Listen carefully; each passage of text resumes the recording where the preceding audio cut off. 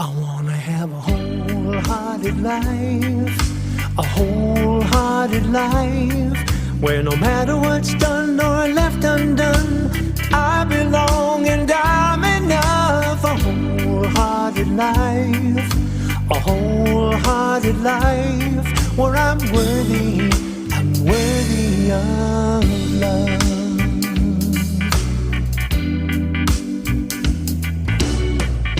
This looking for certainty is really exhausting me. Perfect though I try to be, I've not been. Alone with my guilt and shame, afraid of more pain and blame. I numb out to stay in the game, I can't win. Time to make myself a brand new choice. I wanna have a wholehearted life, a wholehearted life, where no matter what's done or left undone, I belong and I'm enough. A wholehearted life, a wholehearted life, where I'm worthy of love.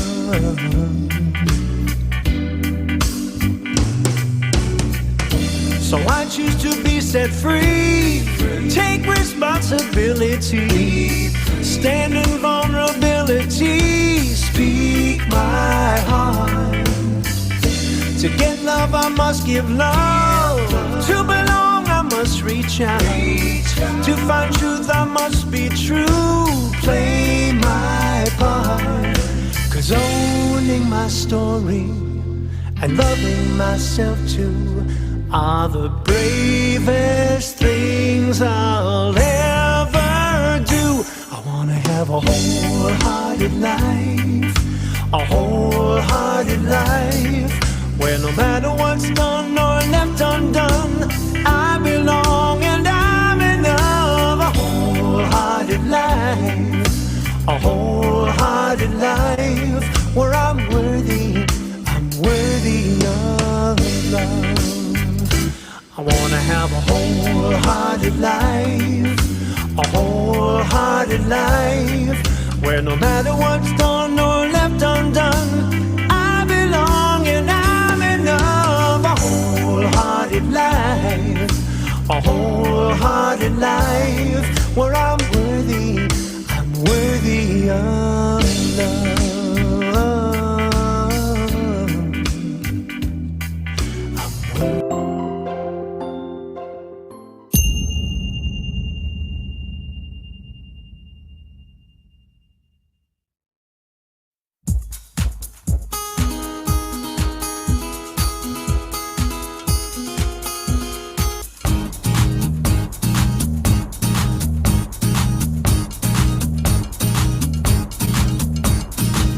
I've come a long way down this road, always learning as I go. But you can't look backward and get ahead. It's time to lead and not be led. Goodbye limitation, hello liberation. Goodbye frustration, hello to living my life by my design. Breaking these chains that bind my mind, learning to color outside the line. Goodbye limitation, hello liberation. Goodbye frustration, hello to living my life by my design. Breaking these chains that bind my mind, learning to color outside the line.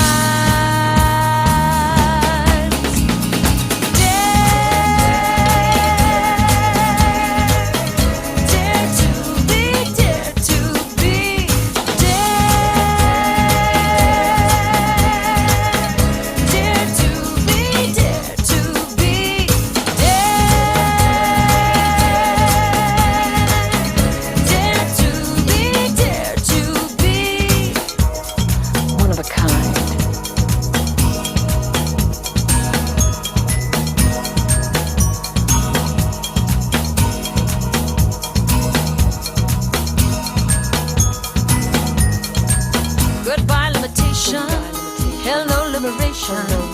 Goodbye frustration. Hello to living my life by my design. Breaking these chains that bind my mind. Learning to color outside the lines.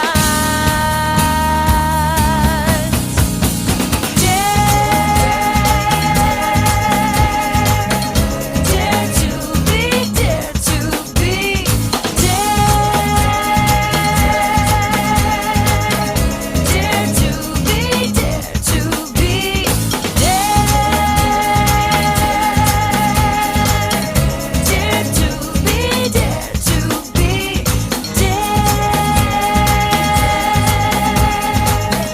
dare to be, dare to be you.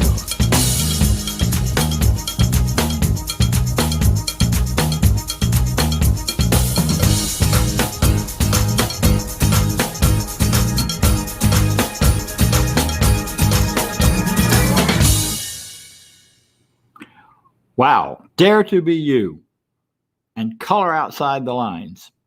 Those two lines from that song really describe who we are and what we're about. And I'm so grateful you've checked in on us today. We are a community in Atlanta, Georgia, in the Midtown area. And we are also a community that's all over the world. We have folks on the call today from Australia. We have folks on the call from I'm in Mexico. We have people from all over. It is wonderful to so many people from all around the world are interested in what we're talking about. We're talking about change today. So if you're interested in change, if you've had challenges with change, if you've had any kind of hold up with change, anything that's bothered you or gotten in your way, this is the talk for you. This is the day for you. Listen carefully and pay attention, because we'll be offering some things towards the end that will be about how you can promote that change and grow in that change as you move forward. We are a community of people who are from all walks of life, from all kinds of ethnic groups and minority groups and minority groups. We are a group of people who value and honor this whole business of the nature of life, being that which is wanting to express itself as each of us. So we cannot help but honor each person for the life that they have and the life that they share and the life that they give. So we honor all people. We honor all folks who may not honor themselves yet even. But that's what we're about. We're teaching and we're doing a great deal of work around the idea of learning to love yourself and learning to love other people. That's a big part of what my work is about in this teaching. So if you have stumbled into this morning, I hope you'll stick around and hear more. The really powerful part is that coming up now, we're going to share a little about what we believe.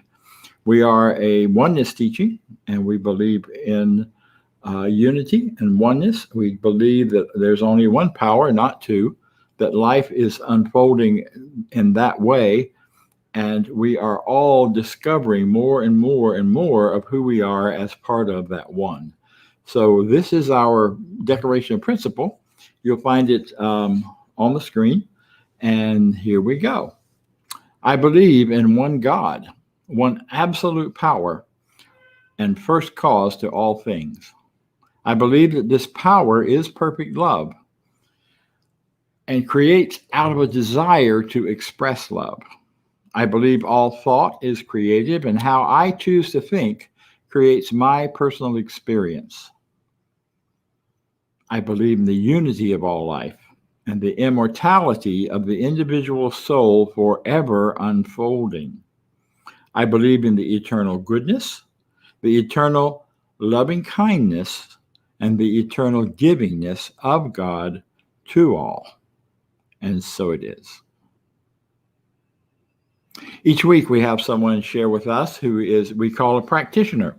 Practitioners are folks who have been trained in the science of mind in these teachings and have demonstrated the ability to help themselves to grow personally and spiritually, and also the ability to share with others their knowledge and their expertise.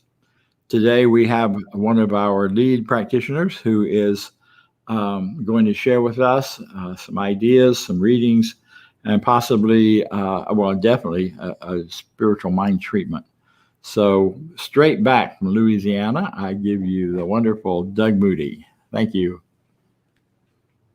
Thank you, Reverend Rob, and good morning, CSL Midtown and friends joining us from afar in this celebration of life. I'm Doug Moody, one of the co-lead practitioners of our center with my awesome sidekick, Judy Ailey. I'm very grateful to be here with you this morning. I was very intrigued with the topic for today's talk, the winds of change. Change is a constant in our universe and lives. And without it, if you think about it, we probably wouldn't grow all that much. Change is all around us constantly. Look outside. What's going on right now here in Atlanta? It's spring. One of our favorite seasons, you know, the trees, the woods, everything is getting green. The garden in my backyard with a lot of perennials just waking up from its long winter nap and snapping into life and bursting out in new energy and blooms, flowers, shrubs, trees, everything is just constantly reminding us of this gift of life. It's interesting. My mother and my grandmother used to always tell me that as we get older, we can sometimes become more resistant to change. And as Dr. Bob mentioned, I just recently returned to Atlanta from a week with my elderly parents in Louisiana. And it was very, very much a reminder of change for me. My mother, who was diagnosed with Alzheimer's disease last November, has become noticeably more forgetful since my last visit just 6 months ago. And one of the things I do for my mom and my dad, they have caregivers that help them out. But one of the things I do while I'm there is I do the grocery shopping and I do the cooking. And it's great because it gives my mom a break, who really probably shouldn't be cooking very much at this point anyway. But I fix different things that, you know, she doesn't fix, and things that my dad hasn't had in a long time or probably seldom. So I think they both enjoy it and relish it. And it just really allows me to feel blessed and useful and do something wonderful for them. But in doing that, I'm in the kitchen a lot with my mom, right? And it was amazing how someone who was at one time a superhero, who took care of 3 kids while my dad was away and working offshore and out of town in the oil industry when I was a little kid growing up, you know, my mom was left to, you know, run the household, manage the bank accounts, keep the kids in school, get the clothes, get the meals, get the food, you know, lead the Cub Scout troop. I mean, she did everything, take us to piano lessons. I mean, there was nothing that my mom couldn't do. My dad's a superhero too in his own light, but this last visit just was a very stark reminder of this person who I've always thought of as this superhero in my life is suddenly not able to decide which of 3 plates before her goes to my father and remember which one is for her. And so there's this dynamic that's playing out, and I've been thinking about it a lot this last week. You know, it's kind of like my life, my world, my demands going on here in Atlanta in contrast to their lives and their situation and their needs in Louisiana.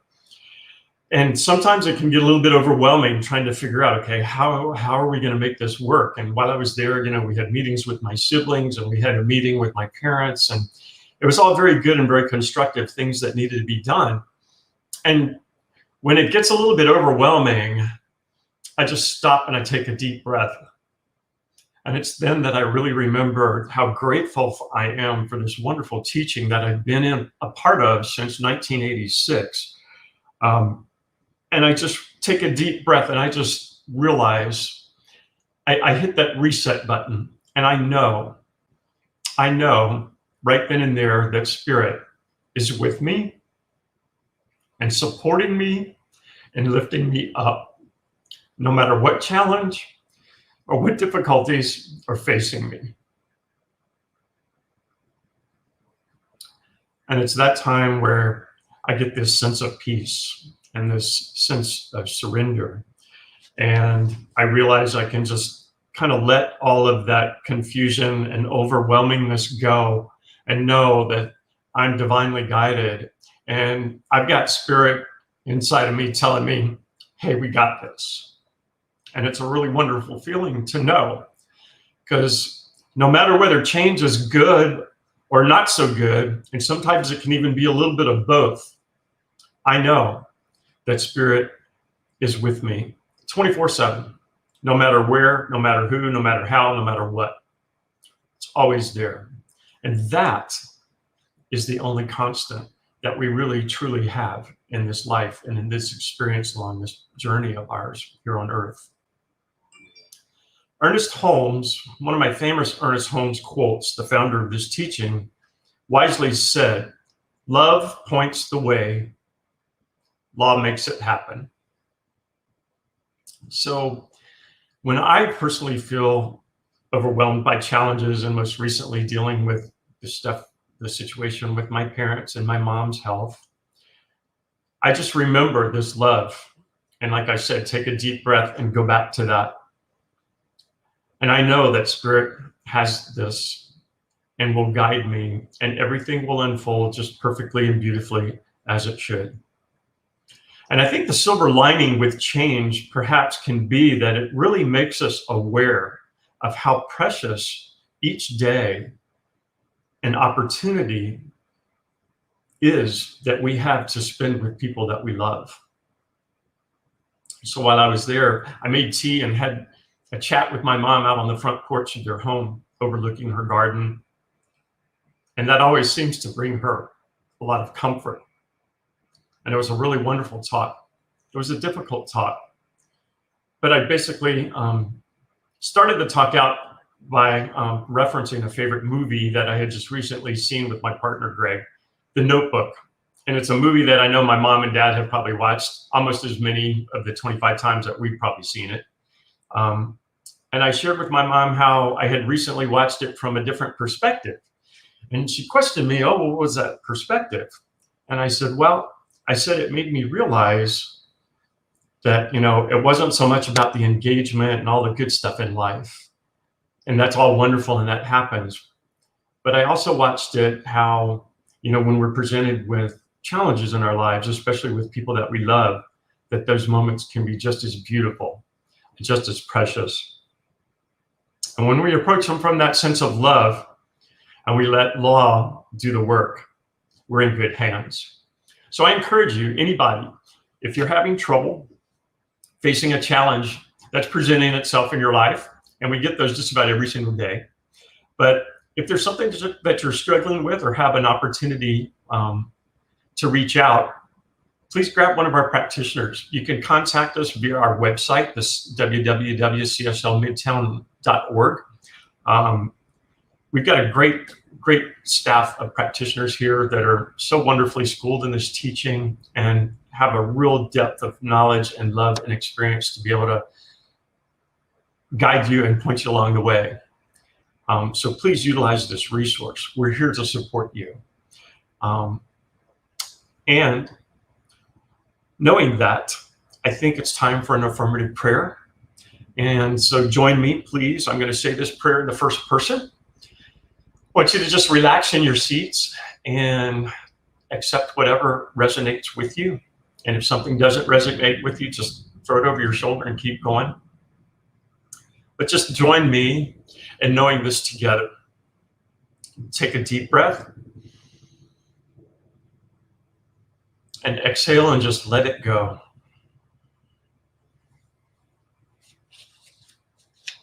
And know this with me. There's one infinite power, one divine wisdom, one source of all creation, one cosmic something operating throughout this universe and operating through me and each beautiful soul present right here, right now, and always. And I and each are always divinely connected to this power, to this source, to this intelligence, because it is always within me, always within each. Simply waiting to be recognized and called forth. That's all we got to do. And when I recognize and call this spirit forth, I am one with the infinite creator. The same creator that created the universe, the stars, the Milky Way galaxy, the mountains, the seas, all endless, all changing, all wonderful. And when I am one with this infinite creator, I know that I am ready for any change. And in facing change, I claim divine wisdom, divine love, divine right action, divine courage. I call that forth to guide me and to guide each through any opportunity for change that presents itself. And when I do so, I recognize that I can be at ease. I can be at peace, even amongst all the change swirling around, because I am divinely guided. And Spirit is always present, supporting me, supporting each, always saying yes, always saying yes to life, always saying yes to a greater, richer experience.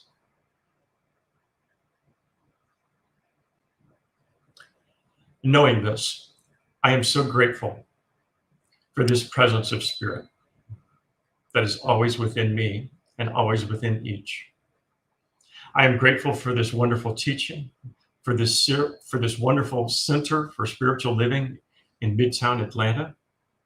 I'm so grateful for Reverend Robert Deen, for Reverend Robert Brzezinski, for our wonderful support staff, for Vance, for all our practitioners, all supporting this wonderful message of love and growth and change. And I know that I am willing to just let go. I know that I'm willing to surrender, because I know I have this. Spirit is within, and all is good.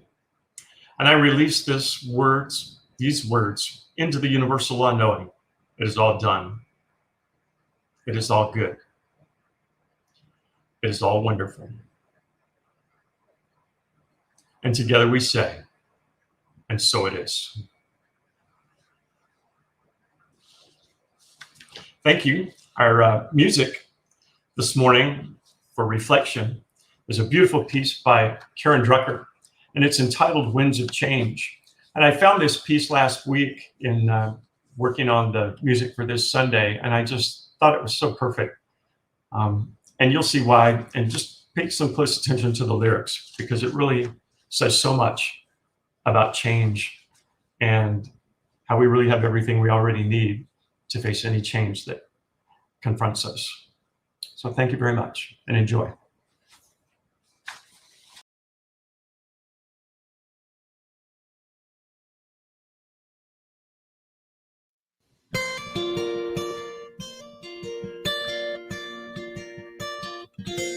Take me with you, I'm ready to go.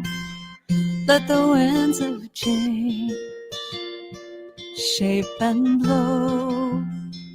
Now I am willing to see another part of me.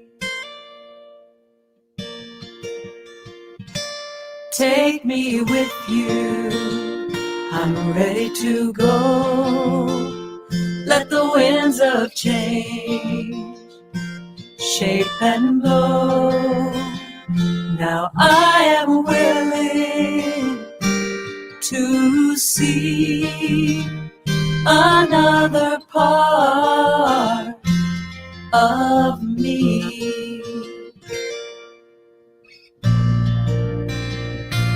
Take me with you, take me with you. I'm ready to go, I'm ready to go. Let the winds of change, let the winds of change shape and blow, shape and blow. Now I am willing to start a brand new chapter of my heart.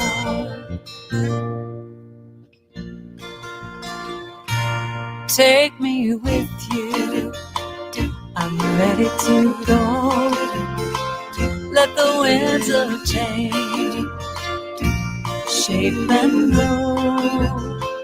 Now I am willing to make a choice. This new path needs my voice. Take me with you, I'm ready to go. Let the winds of change shape and blow. Now I am willing to let go. I surrender, and I know I am willing to let go.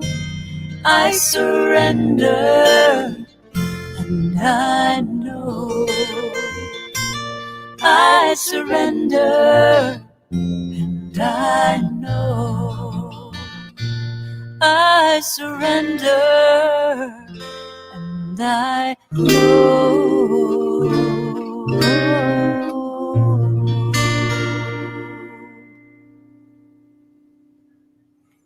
The winds of change carry me. Winds of change carry me to my beloved.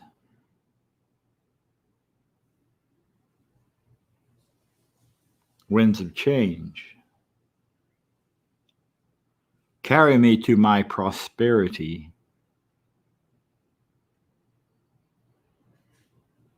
Winds of change carry me to my health. And winds of change carry me to my opportunities to give my gifts freely and easily where they are welcomed and valued. Winds of change. That video was taken here in Playa del Carmen and is just a simple picture of wind in palm trees, the winds of change. You know, it's an interesting thing to deal with change, and we all do it every day, as Doug said, over and over. Thank you, Doug. That was such a heartfelt, beautiful presentation. We deal with change, and we can do kind of two things with it. We don't have a lot of choices about it. It just shows up in our lives. But if we really, really, really want things to remain the same as they've been, then we can really buckle down and work hard. We can build all sorts of agreements and systems and programs and things to keep us in a box and keep us holding on to what has been. We work hard to build systems and programs, and we build ideas and thoughts, and we set up belief systems that hold those ideas and thoughts so that they don't break loose and get away or change at all. And we hold them tightly. And if we work hard enough at it, the hope is that we will avoid change. At least often that's true.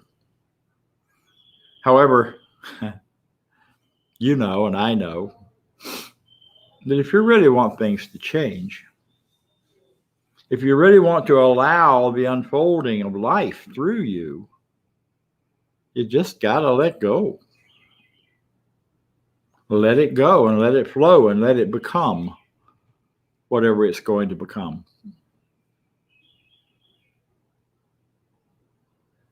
And you know, we do have some control, maybe not control, but certainly direction for guiding change.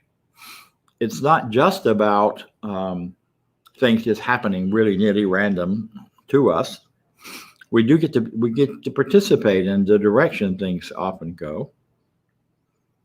As I was reading and thinking about the phrase of winds of change take me to my beloved, I was aware that, there are two aspects to that beloved. There's the aspect of the beloved that is me. And it's easy for me to forget sometimes because I hear and deal with many people who have already awakened to spirituality and to the truth and to what life is worth to them. But there are so many others who just in their secret heart of hearts don't know how wonderful they are, don't know that they are an expression of the infinite coming forth and coming through them, regardless of all the crazy mixed upness of it all as we live our lives. But they get to begin to discover that beloved is really inside of each of us. So the winds of change are changing hopefully our attitudes about ourselves.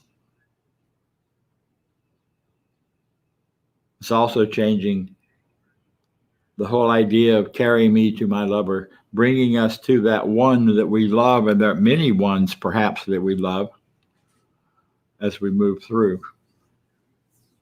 I got mad one time back in California when I was a minister there and living way up in the mountains, way back in the mountains. I was loving it. I would drive down into the city or to the town once a week, twice a week, sometimes more than that, to be at the center, to be at the church, do the things that need to be done.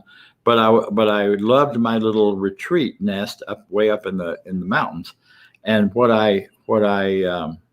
however, what happened was I got mad because I got lonely. I got super lonely. I got ready to I was talking to the trees. I was talking to anybody that would listen. And most of the time it wasn't people. And so I decided that I believe in this thing called spiritual mind treatment. I believe in change. I can bring about change for myself. So I want to meet some friends, a friend at least, if not more, that would come to my door, would find me up in this little place in the mountains and want to sit down and talk or whatever that I could at least have some contact with during the time I wasn't at work. And about a week and a half, 2 weeks later, there was a knock at my door, as there often was, and it was the gas man. Yeah, the gas man. And he asked if he could use the restroom, and I said, sure. And then we started chatting. And after that, he began to schedule his trips so that he would have extra time at my cabin. And we sat and we shared coffee and we had a wonderful conversations and discussions. I heard all about his family and his wife and his kid and all the things that were going on in his life. And he heard about my life. He was kind of amazed at the minister talking like I do sometimes. And but it was a rich and wonderful friendship that only lasted until he got transferred to another route. And that was the end of that. However, it was an opportunity to take charge of the direction the change was going for me.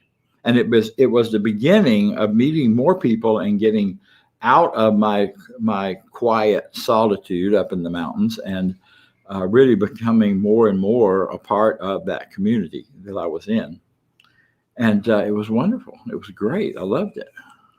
So we have directions that we can go, and we often talk about in this teaching that there are 4 areas of life that we work on, and the 4 areas that we look at, and we bring ourselves forward in those areas at all times, and those are health, wealth, love, and creativity. And creativity being that thing we do for work, that thing we do to create a job, to create a work, to create an opportunity to get paid, to give our gifts to others. And so we look at each of those areas independently, even though they are interconnected in many, many ways. And so that with change, we look at how do I need and want to change each of those areas? Am I having the amount of love I want and the opportunity to love and the opportunity to participate in people's lives that I really desire? We ask the question, do I really believe what we say, that prosperity is a natural part of life?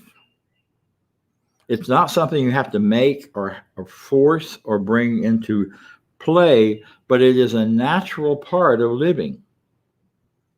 That if I just learn to pay attention to it and see it for what it is, then I can have an even greater experience of it. Abundance, riches. Most people reach that same level of income that they most desire or they most believe they can have based on all the things that have gone into who they are. And then health. We work in the area of health. We look at change in the area of health. How do I need to change in order for my body to be healthier, for my body to function better, to take form and shape? And we learn how to do spiritual mind treatment and other kinds of processes and practices that will allow us to change our bodies, to shift our bodies. I did a lot of work around back before I was a minister and worked in mental health. Worked with some folks who had multiple personalities, and I watched them change physically when they would change personalities. One of my clients would break out in pimples whenever her teenage alter would come in to play, and she would act out of that teenage space. She was a much older person than that. And then whenever that personality went away, within minutes, her pimples would go away. That's when I really learned that this whole business of the physical body is in service to our consciousness, not the other way around. Our consciousness is not at the service of our body, it's the other way around. We are here to create and experience and express. And we do that physically as well as every other way. So changing our consciousness about our bodies is an important change if we want to live more freely and more happily and more openly and more richly right on through. And then there's that work business, the one that gives a lot of people a hard time. When you say work, many people suddenly frown. They suddenly turn away. And yet, if you understand what your gifts are, what your best things are to do and to be and to have, and you express them, and you are paid well for them, it may not seem like hard work. I decided back, probably many, many years ago, I won't say how many, sometime in the 80s, that I wanted to live as if I were on vacation, because I liked living on vacation. I liked going to the beach. I liked being able to be free with my schedule, to go and come with some things. Still wanted to work, still wanted to do a lot. If anybody that knows me knows I'm pretty much a workaholic. And I did all of those things, and yet I did them in a way that just didn't get locked into a 9 to 5 or 8 to 5 or any of those kinds of things, and gradually built a life pretty much being on vacation. And it's been wonderful. I've loved it. I've traveled. I've been to different places. I've been to the places I wanted to go. I've still got a bunch more to go to. I have also found that thinking in terms of it being vacation and fun my life, that is, has been so much better than thinking of it as drudgery. Oh my God, I got to get up and do this today or that today. So it's been rich and easy and free. So those areas are conditional parts of our lives. It is a condition that we have prosperity. It is a condition of our health. It is a condition of our gifts, of giving, and of our love. But if you take that out to the larger place, to the bigger picture, to that one energy, that one thing, it's all unconditional. We have access to an unconditional love that's in the ethers, that's in the universe, that's part of consciousness of all life. We have access to unconditional prosperity that's only limited by our thoughts and choices about it. We have unconditional health. There are so many stories of people healing and being healed instantly or in a hurry. And then the freedom to give our gifts and expect to be well rewarded and then continue to live well as a result. So here we have it. We have the idea that there are two choices. You can either soar in your change, you can catch that wind and ride it into the next best good thing for you, or you can crash and burn. And all of it has to do with your attitude, your ideas, the things going on in your mind. There are actually 4 basic ideas that you need to pay attention to, that I pay attention to, so I'm suggesting it to you. The first one is intention. What is your intention when you see change coming, or when you're anticipating change, or when you just want change? What's the intention? Set that intention solid and positive and true for you.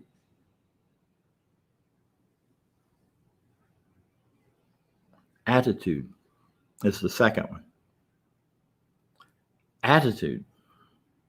You know, attitude is what an airplane flies. It flies at a certain attitude. Not an altitude, but an attitude. It's either this angle or that angle. Imagine if an airplane is going through the air 300 miles an hour at this angle. That's going to be a lot of drag and a lot of difficulty.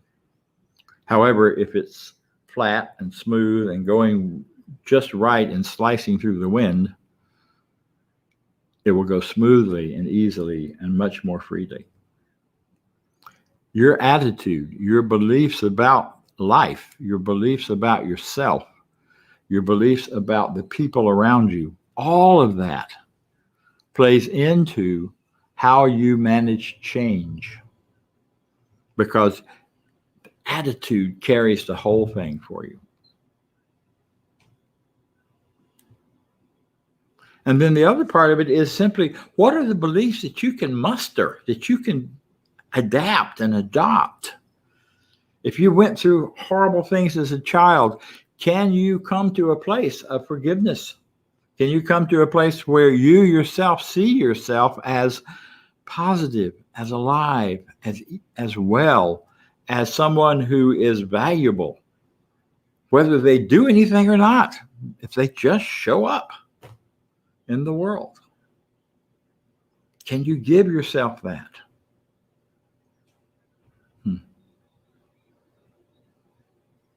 And then the last part of this is in many ways the most important. What is it you really care about? When you're thinking of change, when you're thinking of soaring with change, what is it you care the most about? Not what you think you should care about. Not what you think somebody else told you should care about, or your parents told you, or you had this implanted idea in your head that that somehow you were gonna go with this idea or go with this thing because somehow they convinced you it was right or it was the best thing or it would please your parents or would please somebody else or whatever. But what's the stuff that you care most about?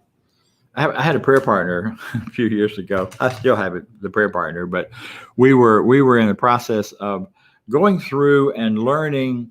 We made a decision. We wanted to learn as much technology as we possibly could, to learn all about the technology of this work, to learn all about the technology of broadcasting and all the things we wanted to do for our work and our ministries. We were praying together and we were doing treatment. We were discussing a lot of various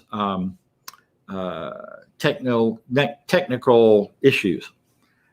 Reading about, we became professional calendar keepers, and we became professional schedule keepers, and we were just eating it up with all that kind of stuff, management. And one day, my partner, Reverend John, said, "You know what? We are working a lot of hours every week to try and master this technology. And the truth is, I don't care about it." And I went, I really don't either. And that ended our conversations about how to do technology. And we adapted and adopted the idea of just hiring people. You hire somebody else to do it, that knows how to do it, that's got it, that loves it, that lives it, that breathes it, that moves it. And they get to give their gifts, and I get to receive. And I don't have to figure all that out anymore. That's why we have Robert Brzezinski. He does this wonderful broadcast, and thank you, Robert. Yes. So find out what you really care about and stick with that, because that's what matters. So I'll close with these thoughts, these ideas. Winds of change, carry me above the fray, in the world, but not of it. Wearing my body like a loose garment, plunging into laughter, into joy, into peace, and into the consciousness of heaven.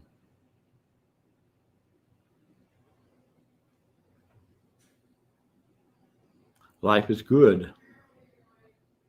Life is rich. And life is meaningful. And I guarantee you, when it's not, the winds of change will take you out of there and take you to a whole nother way of being. This is my truth. I'm grateful for it, and so it is. So I'd like to invite you to join me, if you will, for a few moments of meditation and quiet. As we just settle into this place, to this moment, wherever you're sitting, wherever you happen to be, and just breathe. Notice what a great thing air is and breath is. One of the greatest ways to embrace change and to flow with change is gratitude. Gratitude, gratitude.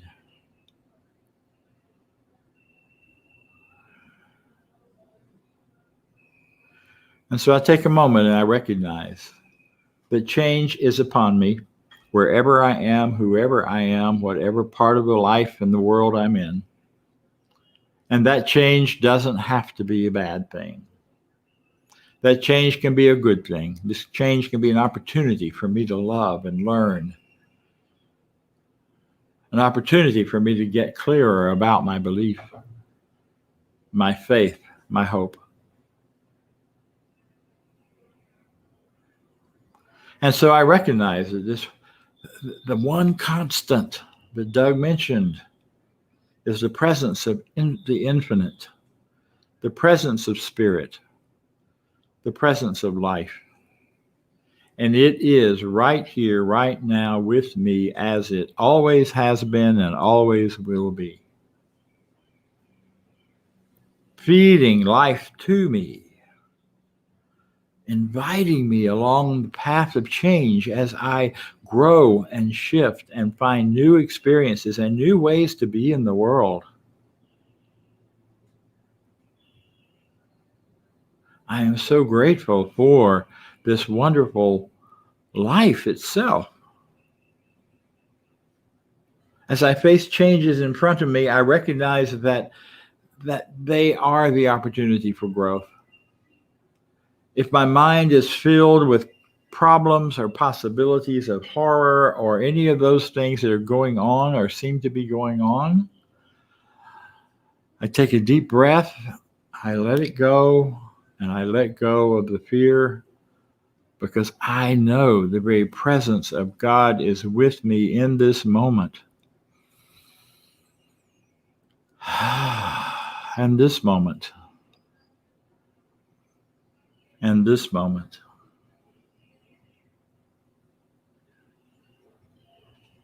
And this moment. And I spend some time today quietly, allowing my senses and my emotions and my consciousness to feel that oneness, that connection, that presence of God. And I see it in the palm trees. I hear it in the water. It's all around me.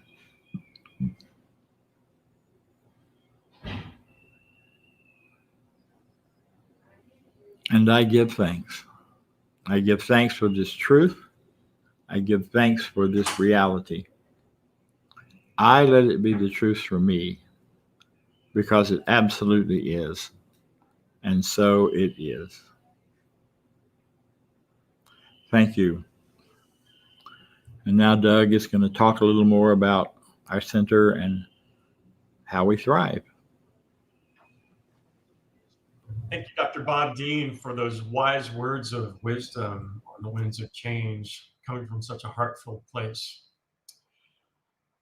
And speaking of coming from a heartfelt place, I can't even begin to tell you how much I appreciate this teaching in the center that has been a part of my life, a vital part of my life since 1986. I just can't imagine where I would be spiritually without it. And we come now to the point in our program where if something here resonated with you and has moved you and touched you, it's a really good thing. And it's a really good thing to support this teaching and to support this wonderful center in ways that we can continue to be able to share this message, this wonderful teaching with others, to transform not only our own spiritual community through the winds of change, but through our civic communities and our cities and our nation and even out into our world. But it all starts with us, and it all starts with giving. And so I encourage each and every one of you out there, if you feel so inclined, you can reach out to our center. It's very easy. You can go online to our website at www.cslmidtown.org. We have a little toggle on there where you can click to give, or we even have an address where you can mail in a contribution if you so feel inclined to do so. And I just want to thank you in advance for any support. We greatly appreciate your presence, and we greatly appreciate your supporting of this wonderful teaching, which has such a rich culture and place in this world. So thank you so much for that. And if you would now join me for our affirmation of prosperity and read it aloud with me as we say, I live in a universe of abundance. As I freely and joyfully give, I join in the divine flow. And all that I share with life returns to me multiplied abundantly. And so it is. Thank you. And now just for a few quick announcements. Please join us next Sunday, April 18th, where we're going to be stepping into the unknown again, continuing on our monthly theme. Dr. Bob Deen will be giving us a talk called Blessitation. I'm excited. I can't wait to hear this one. Also, as a little reminder, on the following Sunday, April 25th, we have the Reverend Elisha, who joined us last month. He's going to be returning again as our guest speaker on April 25th. So mark your calendars. It's going to be awesome. I know it was really wonderful last time that he was our presenter and guest for our center. On Sunday, our spiritual empowerment sessions are Tuesday, April 13th. Please join us from 12 to 12:30 p.m. That's done through the Zoom meeting and chat room. And you can find this on the CSL website and just access it with the same security code that you used to get to us here today. And then we also have our Wisdom on Wednesdays service. That'll be this Wednesday, April 14th from 7 to 8 p.m. It's going to be a follow-up on the visioning work that has been done previously. And again, you can find us there at the Zoom chat room with the same password and everything that you use to find this meeting here. Please share on your Facebook page our CSL Midtown Sunday broadcast with your friends and family, your Facebook friends and family. Post the link so that your friends and family can join us. Who knows? They might just hear something that they love and cherish too. We also have our Sunday morning Science of Mind discussion group. They meet at 10 o'clock, again in the Zoom chat room. You can find all this information on our website as well. They're using the 365 Science of Mind textbook, A Year of Daily Wisdom, some very beautiful daily meditations and affirmative prayers that were written by Ernest Holmes. This discussion group is really wonderful and rich, and it's also very interactive. So something really nice to do. And again, please reach out if you need prayer work or have any problems or challenges or changes that you might be facing in your own life. We're here to support you. We're going to gently guide you along your way.